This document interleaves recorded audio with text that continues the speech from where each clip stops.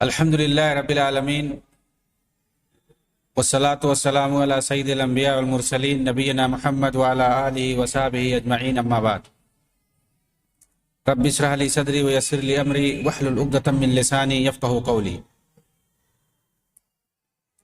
محترم ناظرین کرام، احباب گرامی اور دیگر سامعین، میری گفتگو اخوان المسلمین کے بانی حسن بننا کے باطل افکار کے تعلق سے چل رہی تھی، جس میں ان کے تصوفانہ افکار کی تفصیل بتا رہا تھا۔ چنانچہ صوفی عقیدے و فکر سے تھوڑا بھی سوجھ بوجھ رکھنے والا یہ جانتا ہے کہ حصافی فکر، جو حصافی سلسلہ ہے تصوف کا، جس سلسلے سے منسلک تھے حسن بننا، صوفی عقیدے اور فکر سے تھوڑا بھی جو سوجھ بوجھ رکھتا ہے، جس نے پڑھا ہے تھوڑا بہت تصوف کے بارے میں، اس کو یہ سمجھ میں آ جائے گا کہ جو حصافی سلسلہ ہے یہ اپنے اندر باطنی زندقہ اور کفر تک رکھتی ہے۔ زندقہ اور کفر تک اس میں پایا جاتا ہے، معمولی چیزیں نہیں ہے کہ صرف کہہ دو بدعت اور خرافات۔ زندقہ اور کفر تک یہ پہنچا ہوا ہے سلسلہ۔ علامہ احسان الہی ظہیر، جو اہل حدیثوں اور سلفیوں کے نزدیک ایک مایہ ناز عالم گزرے ہیں، جنہوں نے بدعت و تصوف، رفض و تشیع اور جتنے بدعقیدگیاں پائی جاتی تھی مسلمانوں کے اندر، ان سب کو کھول کے بیان کر دیا۔ شیعوں کے خلاف، رافضیوں کے خلاف جو کام انہوں نے کیا، صوفیوں کا جس طرح سے انکشاف انہوں نے کیا، ایکسپوز انہوں نے جس طرح سے کیا ہے ان تمام باطل افکار کے حامل گروہوں کے بارے میں، بریلیوں کے بارے میں، صوفیوں کے بارے میں، شیعوں کے بارے میں، اتنا موجودہ دور میں کسی نے نہیں لکھا ہے۔ بریلیوں کے بارے میں، شیعوں کے بارے میں، تصوفیوں کے بارے میں ان کی حقیقت اگر جاننی ہے تو ان کی کتابیں پڑھیے۔ ان کی مشہور کتاب جو التصوف المنشا والمصدر ہے، اس کے صفحہ 28 میں کہتے ہیں، جب ہم صوفیوں کی تعلیمات اور ان کے قدیم اور جدید کتابوں کا مطالعہ کرتے ہیں تو ہمیں ان کے اور کتاب و سنت کی تعلیمات کے درمیان بڑی دوری نظر آتی ہے۔ کہاں ان کی تعلیمات اور کہاں کتاب و سنت، کوئی میل نہیں۔ آپ کتاب و سنت پڑھو گے تو کسی اور وادی میں رہو گے، اور جب صوفیوں کی کتابیں پڑھو گے تو کسی اور وادی میں چلے جاؤ گے۔ چنانچہ کہتے ہیں کہ ان دونوں کے اندر کوئی میل نہیں، اور ہمیں اپنے نبی کریم صلی اللہ علیہ وسلم اور صحابہ کرام رضوان اللہ علیہم اجمعین کی سیرت میں کہیں بھی ان صوفیوں کے اصول و فروع کا پتہ تک نہیں چلتا ہے۔ نبی صلی اللہ علیہ وسلم کی سیرت آپ پڑھ ڈالیے، صحابہ کرام کی سیرت پڑھ لیجئے، صوفیوں نے جو کچھ بتایا ہے، جو تعلیمات یہ دیتے ہیں اپنے مریدوں کو، وہ تعلیمات ہمیں کہیں نہیں نظر آئے گی، نہ نبی کی سیرت میں، نہ صحابہ کی سیرت میں، نہ اصول کا کہیں پتہ چلے گا، نہ فروع کا پتہ چلے گا۔ بلکہ ہم پاتے ہیں کہ ان کے سارے اصول کہاں سے آخر کیوں نہیں پائے جاتے ہیں؟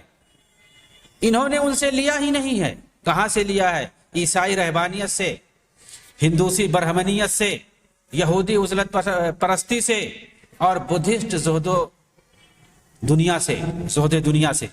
یہی جو سب ان کے، یعنی بدھسٹوں سے، یہودیوں سے، عیسائیوں سے، ہندوؤں سے، ان کے افکار کو انہوں نے جمع کر دیا ہے تصوف کے اندر۔ تو کہاں سے آپ کو ملے گا؟ آپ صحابہ کی سیرت پڑھنے جا رہے ہیں، نبی اکرم صلی اللہ علیہ وسلم کی سیرت پڑھنے جا رہے ہیں، وہاں آپ کو نہیں ملے گی ان کی تعلیمات۔ ان کی تعلیمات آپ کو دیکھنا ہے تو آپ یہودیوں کی کتابوں میں دیکھیے، عیسائیوں کی کتابوں میں دیکھیے، ہندوؤں کی کتابوں میں دیکھیے، بدھسٹوں کی کتابوں میں دیکھیے، وہاں آپ کو مل جائے گا۔ عبد الرحمن الوکیل، انہوں نے اپنی کتاب جو المسرع التصوف، مسرع تصوف کا ہوتا ہے تصوف کا مقتل گاہ، کہ ان کو جا کے دفن کر دو کہیں پہ۔ تصوف کا مقتل گاہ، اس کتاب کے اندر انہوں نے صفحہ 19 میں لکھا ہے مسرع التصوف۔ کیا لکھا ہے؟ اسلامی شریعت کے ساتھ کھلواڑ کرنے اور اللہ اور اس کے رسول سے جنگ کرنے کے لیے شیطان نے جتنے بھی ہتھ کنڈے اپنائے ہیں ان میں سب سے بھیانک، گھٹیا، بےہودہ اور مہلک ہتھ کنڈا تصوف کا ہے۔ اسلام سے جنگ کرنے کے لیے شیطان نے جتنے بھی ہتھ کنڈے اپنائے ان میں سب سے غلیظ ہتھ کنڈا جو ہے تصوف کا ہے۔ یہ مجوسی پردہ ہے جسے شیطان نے ربانی سانچے میں ڈھال کر پیش کر دیا ہے، اور جسے ہر صوفی اپنے بدن میں لپیٹ کر دین حق کا پیروکار سمجھ بیٹھا ہے۔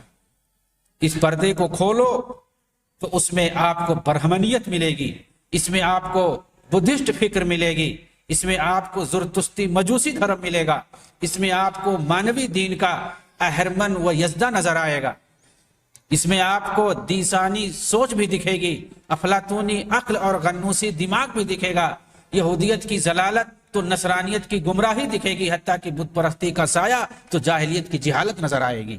اس طرح کی بات انہوں نے لکھی عبد الرحمن الوکیل نے مسرع التصوف کے اندر صفحہ نمبر 19 میں، جس کا مطلب ہوتا ہے ان کی کتاب کا کہ تصوف کا مقتل گاہ، یعنی تصوف کو ہم نے قتل کر دیا، ختم کر دیا۔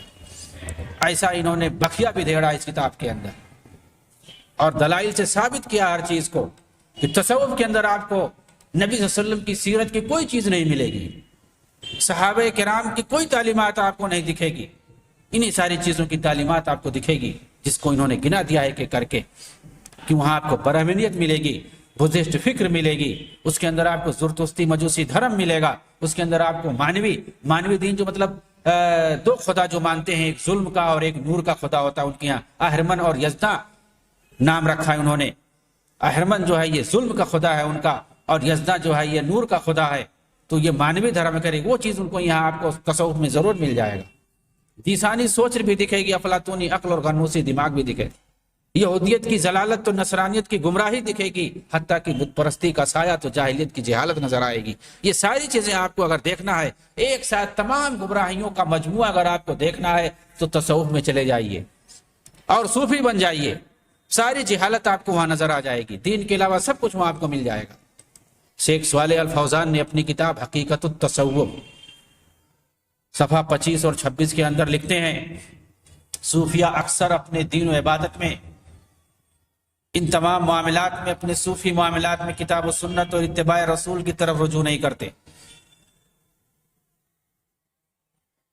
دینی مسائل میں وہ کتاب و سنت کی طرف رجوع نہیں کرتے، بلکہ وہ اپنے ذوق اور عقل کو معیار بناتے ہیں، اپنی پسند کو اور اپنی عقل کو معیار بناتے ہیں، اور اپنے شیوخ اور باباؤں کی سلسلے طریقت کے مطابق انہی اذکار و اوراد اور بدعتی افکار پر عمل پیرا ہوتے ہیں جنہیں انہوں نے ان کے لیے ایجاد کر رکھا ہے، اور ان باطل افکار و عقائد کے لیے وہ قصوں، کہانیوں، خوابوں اور موضوع من گھڑت روایتوں سے استدلال کرتے ہیں۔ صوفی دھرم کی یہی بنیادیں اور اصول ہیں۔ اسلام نے جو اصول بتائے ہیں، اسلام نے جو بنیادیں قائم کر دی ہیں، ان پر صوفی دھرم نہیں قائم ہے، خوابوں پر قائم ہے، کہانیوں اور قصوں پر قائم ہے، موضوع اور من گھڑت روایتوں پر قائم ہے ان کا دھرم۔ یہ شیخ صالح الفوزان نے اپنی کتاب کے اندر حقیقت التصوف کے اندر یہ بات لکھی ہے۔ تو حسن بننا سلسلے تصوف میں، جیسا کہ میں نے بتایا، جو سب سے گھٹیا سلسلہ ہے، حصافی شاذلی سلسلہ، اس کے یہ پیروکار تھے، اس کے یہ مرید تھے، اور اسی سلسلے کے اندر جو اوراد و وظائف ہوتے ہیں شرکیہ اور کفریہ، انہی پر یہ عمل پیرا تھے۔ آگے ہم اور بدعتوں کی بات کریں گے جن پر حسن بننا قائم تھے اور عمل کرتے تھے باقاعدہ۔ یہ اپنی کتاب مذکرات الدعوہ والداعیہ کی صفحہ 58 پر لکھتے ہیں، جشن عید میلاد النبی کی بات میں کر رہا ہوں، اس تعلق سے یہ لکھتے ہیں، مجھے یاد آتا ہے کہ ربیع الاول مہینے میں پہلی تاریخ سے لے کر کے 12 تاریخ تک، یعنی ربیع الاول کا مہینہ جیسے شروع ہوتا پہلی تاریخ سے لے کے 12 تاریخ تک، ہر رات مسجد میں ذکر اوراد الحضرہ کے بعد، الحضرہ مطلب سب اکٹھا ہوتے ہیں، بیٹھتے ہیں اور اوراد و روزائی پڑھتے ہیں۔ کہتے ہیں کہ جب حضرہ ختم ہوتا اس کے بعد جشن میلاد کے موقع پر ہم ریلیوں کے ساتھ نکلتے تھے۔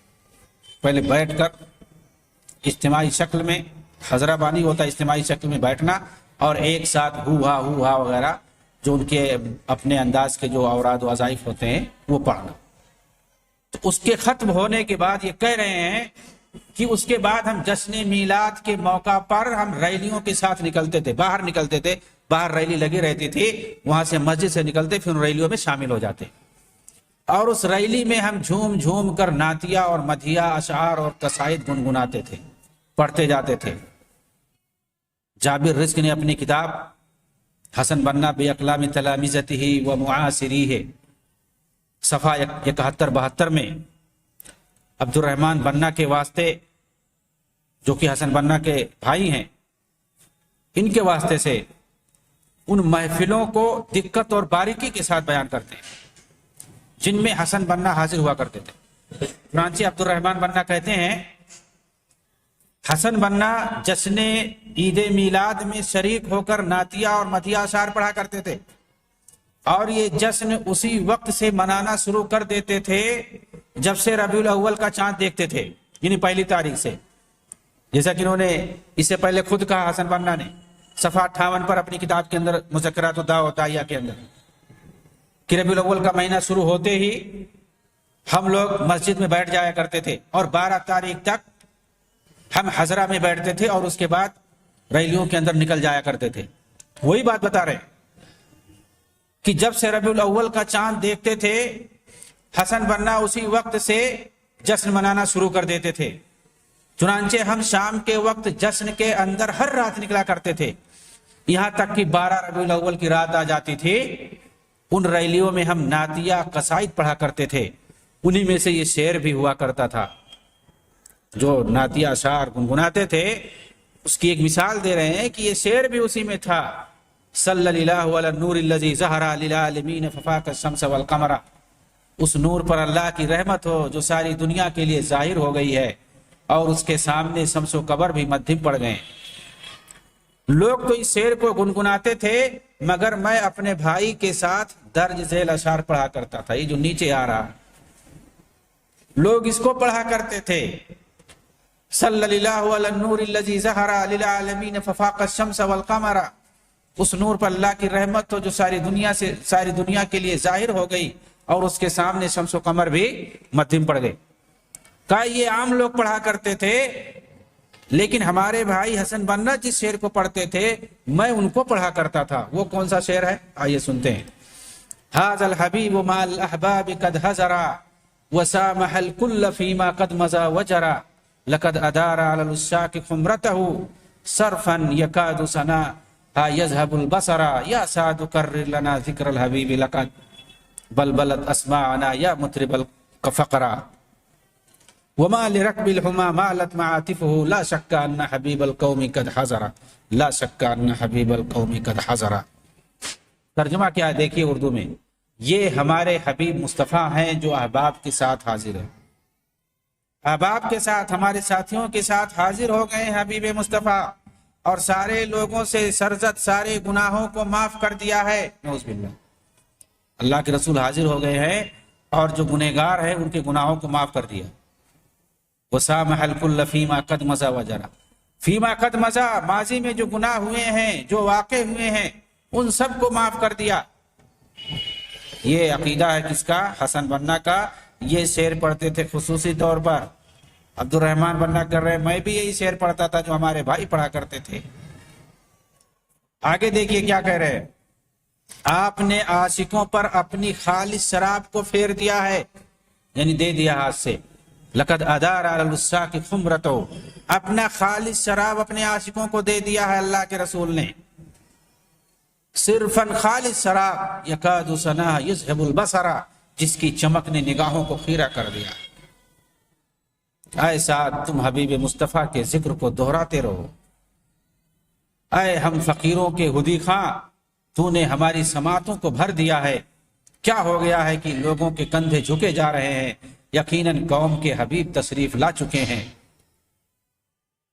اس طرح کی بات یہ گنگناتے تھے، پڑھا کرتے تھے، اس طرح کی کفری اور شرکی آثار گنگناتے تھے۔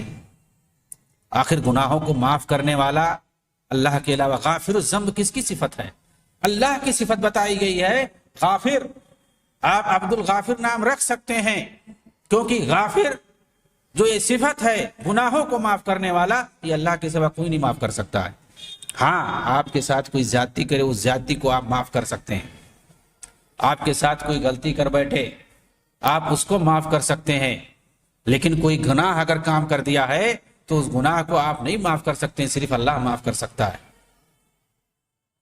تو یہ عقیدہ رکھتے تھے یہ صوفی اللہ کے رسول کے بارے میں، اور اللہ کے رسول صلی اللہ علیہ وسلم ہر مجلس میں حاضر ہوتے ہیں، یہ بھی ان کا عقیدہ ہوتا تھا صوفیوں کا۔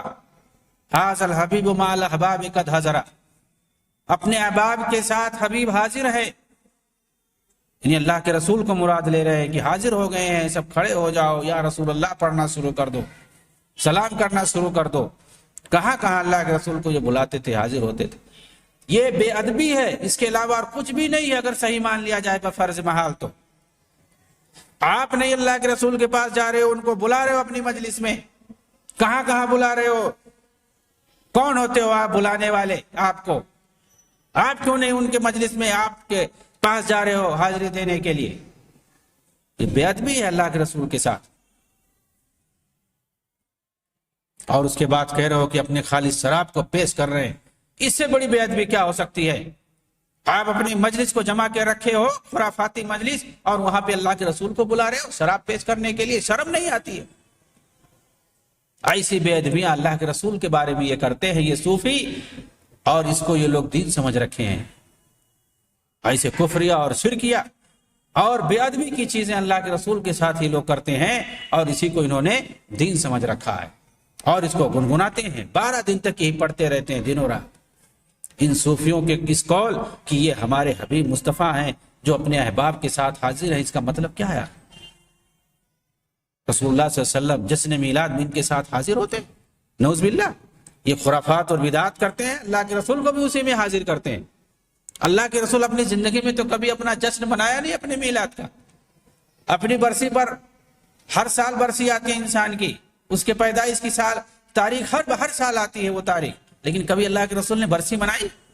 کبھی جشن منایا؟ کوئی سال کوئی بتا سکتا ہے نبوت سے پہلے یا نبوت کے بعد، مدینہ میں یا مکہ میں؟ مدینہ میں جو کہ سب سے زیادہ مشہور ہے، بتائے کوئی کسی صحابی نے روایت کیا ہو کہ اللہ کے رسول نے اپنا جشن منایا ہو اپنی پیدائش کی، اور کہا ہو کہ آج ہماری پیدائش ہوئی تھی، آج لاؤ جشن مناتے ہیں، آج ڈھول تاشا لاؤ، لوگ بیٹھو اور لاؤ کیک کاٹتے ہیں، لاؤ شیرینی کھاتے ہیں، اور فلاں اوراد اور وظائف پڑھتے ہیں؟ کوئی دکھائے، کوئی حدیث دکھائے، کوئی ثبوت دکھائے اللہ کے رسول نے اپنی زندگی میں کبھی منایا، اپنا جشن منایا اپنے میلاد کا، اپنی تاریخ ولادت کا؟ اور کیا کسی صحابی نے بعد میں، خلفائے راشدین کا زمانہ ہے، 30 سال کا زمانہ ہے، ابو بکر، عمر، عثمان، علی، ان کی خلافت میں کبھی ان لوگوں نے منایا؟ جو کہ ہمارے لیے آئیڈیل ہے، نمونہ ہے۔ چاروں خلفاء میں سے کسی نے اللہ کے رسول کی ولادت ہے اور آپ کی جو ہے میلاد کا کسی نے جشن منایا؟ کوئی نہیں ثابت کر سکتا ہے۔ نہ ابو بکر سے کوئی ثابت کر سکتا ہے، نہ عمر سے ثابت کر سکتا ہے، نہ عثمان سے، اور نہ ہی علی سے، کسی سے نہیں کر سکتا۔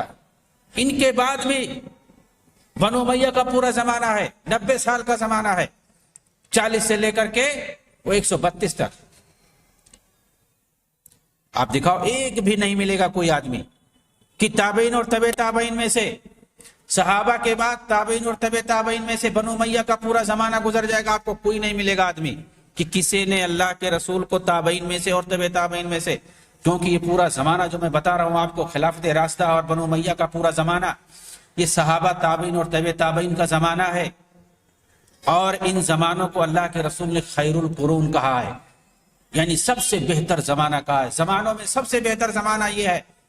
اور یہ جو خیر القرون ہے، صحابہ کا زمانہ، تابعین کا زمانہ، طب تابعین کا زمانہ، یہ خلافت راشدہ اور پورا بنو امیہ، خلافت بنو امیہ، یہ دونوں خلافت جو ہے یہی خیر القرون ہے۔ آپ جا کر کے تاریخ دیکھ لیجئے، اللہ کے رسول نے جو بتایا تھا، خیر القرون قرنی ثم الذین یلونہم ثم الذین یلونہم، سب سے بہتر زمانہ میرا زمانہ ہے، اس کے بعد جو آئے گا، اس کے بعد جو آئے گا۔ تو یہ صحابہ کا زمانہ اور تابعین و طب تابعین کا زمانہ جو ہے، اور نبی صلی اللہ علیہ وسلم کا زمانہ، یہ سب خیر القرون میں آتا ہے۔ ان زمانوں کے اندر آپ دیکھ لیجئے، یہ 100-150 سال کا زمانہ تقریباً بنتا ہے، 100-125 سال کا زمانہ، اس کو اللہ کے رسول نے کہا ہے کہ سب سے بہتر زمانہ ہے اللہ کے رسول نے۔ اور اس کے بعد جو خیر القرون ہے، خیر القرون کا جو زمانہ ہے، اور پھر اس کے بعد جو ائمہ کرام اور محدثین اعظام کا زمانہ ہے، ان تمام زمانوں میں کیا کبھی کسی نے، کسی بھی امام نے، کسی بھی محدث نے، کسی بھی تابعی یا طب تابعی نے، آپ دکھا دیجئے کہ اس نے منایا ہو عید میلاد نبی صلی اللہ علیہ وسلم کا، یا اس نے کبھی ذکر کیا ہو یا کہا ہو کہ کسی نے منایا ہے؟ کبھی نہیں آپ کو ملے گا۔ یہ آپ کو 3ری صدی ہجری کے بعد ملے گا۔ یہ سب خرافات شیعوں کا ہے، شیعوں نے، رافضیوں نے یہ سب بنایا ہے، انہوں نے یہ سب جشن منانا شروع کیا ہے، پھر انہی شیعوں اور رافضیوں اور خارجیوں کے ذریعے سے صوفیوں کے اندر آ گیا ہے، پھر صوفیوں نے منانا شروع کیا اور پوری دنیا میں پھیلا دیا، اور انہی کے ذریعے سے سارے لوگ منا رہے ہیں جو منا رہے ہیں۔ ان کے پاس کوئی دلیل نہیں ہے، کوئی ثبوت نہیں ہے، کسی نے نہیں منایا، وہ کام یہ کر رہے ہیں سب، وہ سارے خرافات یہ کر رہے ہیں، اللہ کے رسول کو خود بدعت کر رہے ہیں، بدعت کا ارتکاب کر رہے ہیں، خرافات خود کر رہے ہیں، اور اس میں اللہ کے رسول کو بھی شامل کر رہے ہیں، اور وہ بھی شراب وغیرہ کے ذریعے سے، نعوذ باللہ من ھذا الخذلان۔ اسی طرح سے آپ دیکھیں گے کہ صوفیوں کے اس قول کو سارے لوگوں کے سے سرزد، سارے گناہوں کو معاف کر دیا۔ اس سے واضح ہوتا ہے کہ یہ صوفی رسول اللہ صلی اللہ علیہ وسلم کو ابدیت اور بشریت سے نکال کر کون سا مرتبہ دینا چاہتے؟ گناہوں کو کون معاف کر سکتا؟ معبود کے علاوہ کون معاف کر سکتا؟ معبود اپنے بندے کے گناہ کو معاف کرتا ہے، آخر یہ صوفی اللہ کے رسول کو ابدیت اور بشریت سے نکال کر کون سا مقام دینا چاہتے ہیں؟ جن پر اللہ کے رسول راضی تھے اپنی ابدیت اور بشریت پر، جن کو ناز تھا اپنی ابدیت اور بشریت، آخر اور کون سا مقام دینا چاہتے ہیں؟ آپ کہتے جاتے جاتے کہہ گئے لا تطرونی کما اطرت النصارى عیسی ابن مریم فإنی عبد اللہ ورسولہ فقولوا عبد اللہ ورسولہ۔ مجھے نصارہ کی طرح سے میرے اندر غلو کر کے مجھے وہ مقام تک نہیں پہنچا دینا جو مقام غلو کر کے عیسائیوں نے عیسیٰ علیہ السلام کو پہنچا دیا، یعنی ان کو معبود بنا دیا۔ وہ کام میرے ساتھ نہیں کرنا، میرے بارے میں ایسا کام نہیں کرنا کہ میرے اندر غلو کر کے، میری تاریخ میں غلو کر کے مجھے جو ہے معبود بنا دینا۔ میں اللہ کا بندہ ہوں، مجھے اللہ کا بندہ اور رسول کو، مجھے اسی پر ناز ہے، مجھے اسی پہ فخر ہے، اللہ نے مجھے اپنا بندہ چنا ہے، مجھے اپنا رسول چنا ہے، میں اسی پر خوش ہوں۔ لیکن یہ لوگ آخر کون سا مقام دینا چاہتے ہیں؟ گناہوں کا بخشنے والا۔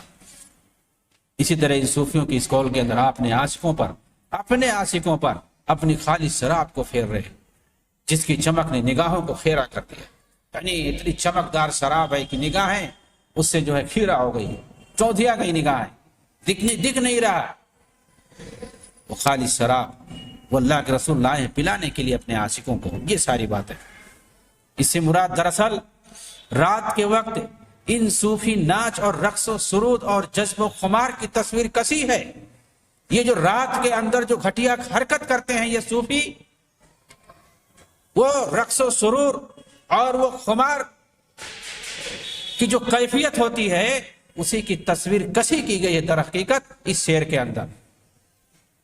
جس طرح سے کہ میخانوں کے اندر مخمور شرابیوں کا حال ہوتا ہے، اور ایک پلانے والا یا پلانے والی ہوتی ہے شراب جو انہیں پلاتی ہے گھوم گھوم کر کے، اس طرح کی حالت بنا دی اللہ کے رسول کی، نعوذ باللہ۔ ان صوفیوں نے، ان شرابیوں نے اللہ کے رسول کو اس شکل میں دکھایا ہے کہ اپنی خالص ایسے شراب کو لا کر کے اللہ کے رسول پلا رہے ہیں اپنے عاشقوں کو پلا رہے ہیں، بڑے عاشق بن رہے ہیں۔ اپنے پاس بلا رہے ہیں، عاشق بن رہے ہیں، اپنی شراب کی محفل میں بلا کر کے عاشق کون سا بن رہے ہیں؟ نعوذ باللہ من ھذا الکفر والزندقہ۔ اور ان کے آخری قول کو دیکھیے، یقیناً قوم کے حبیب تشریف لا چکے ہیں۔ اس کا آخر کیا مطلب ہے؟ اس میں اس بات کی تاکید ہے کہ ان کے باطل عقیدے کے مطابق رسول اکرم صلی اللہ علیہ وسلم ان کے ساتھ حاضر ہوتے رہتے ہیں ہر جگہ۔ نعوذ باللہ من ھذا الخذلان والہذیان والبطلان، سبحانک اللہم ھذا بہتان عظیم علی رسولہ الکریم۔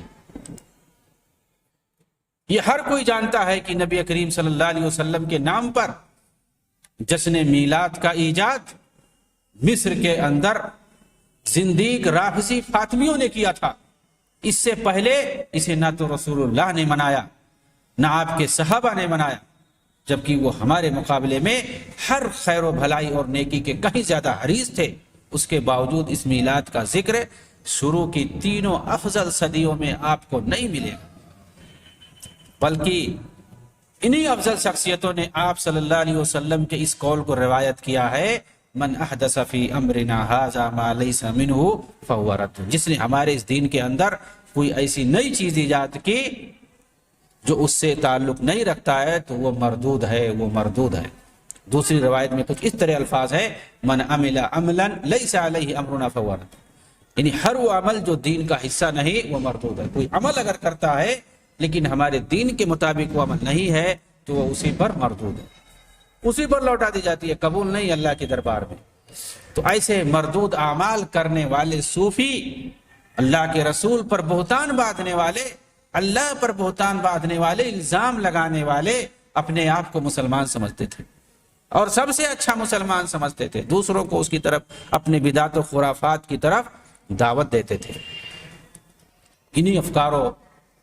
انہی باطل افکار اور باطل عقائد کے حامل تھے کون؟ یہ حسن بننا، جن کے پیروکار آج کھٹمل کی طرح ناچتے ہیں جب ان کو ایکسپوز کیا جاتا ہے، ان کے عقائد کو جب لایا جاتا ہے سامنے کہ ان عقائد کے یہ حامل تھے، یہ حرکتیں یہ کرتے تھے، تو پھر کھٹمل کی طرح ناچتے ہیں۔ ان کے جو مرید ہیں پائے جاتے ہیں بر صغیر سے لے کر کے پورے عرب ممالک میں جہاں بھی پائے جاتے ہیں۔ جشن میلاد کے ان مناسبات کے وقت ان شرکیہ قصائد کے سوا رقص و سرور، گانا، میوزک، اختلاط اور جو کچھ شرک و بدعات اور خرافات ہوتے ہیں انہیں یہاں بیان نہیں کیا جا سکتا۔ چنانچہ یہ رات کی محفلیں زانیوں، شرابیوں اور گاجا بھنگوں کا مرکز ہوتی ہیں۔